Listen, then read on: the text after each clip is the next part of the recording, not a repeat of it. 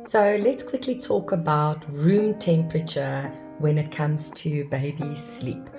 So interestingly enough, adults and children alike actually sleep better when it's slightly cooler than when it is too warm.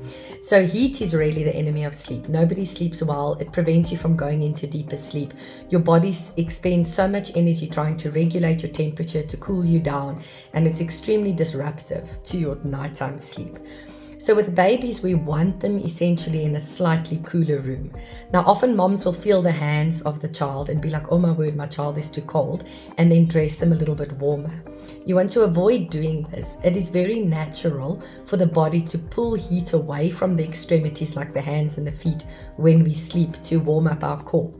Now, if you put your hand inside your child's shirt and you feel their chest, if their chest is nice and warm, then usually they are warm enough. Additionally, if you feel their forehead and they feel in any way damp to the touch, then you've overdressed your child and they're getting too hot, and this is a problem. So ideally, we want the temperature to be about 21 degrees Celsius in the room, which means if you walk into the room in just normal clothes, it should feel on the slightly colder side, not the warmer side. Then what you want to do is you want to dress your child in like a cotton onesie that is breathable. If you're using a baby sleeping bag, I always recommend having the feet open because we naturally radiate heat out of our feet. So if they have a onesie that covers their feet or socks that are covering their feet, you have the potential for the child to overheat. So a onesie is a great option then with a summer sleeping bag or a one-tog sleeping bag if the room temperature can be moderated. So if you have an aircon or internal heating, that's a good option.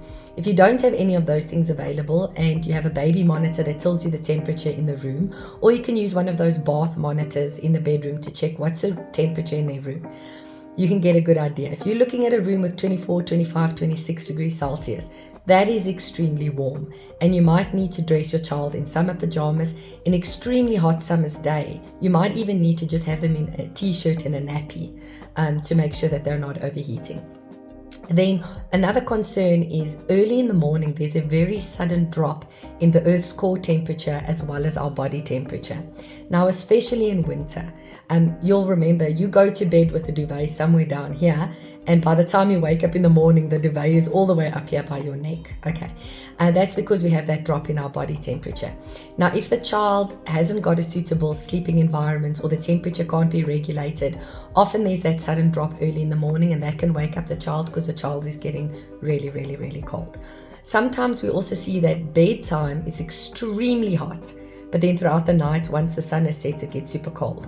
So it's okay to put your child to bed without a sleeping bag.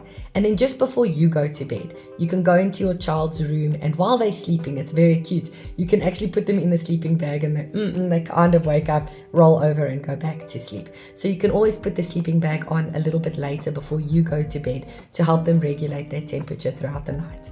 But to err on the side of caution, we want the room slightly cooler, somewhere between 19 and 21 degrees, and we don't want to make sure our child is overdressed or getting too hot. The worst thing are those fleecy onesies with hoodies and stuff.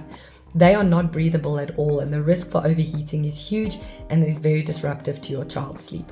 But I hope that this video helps.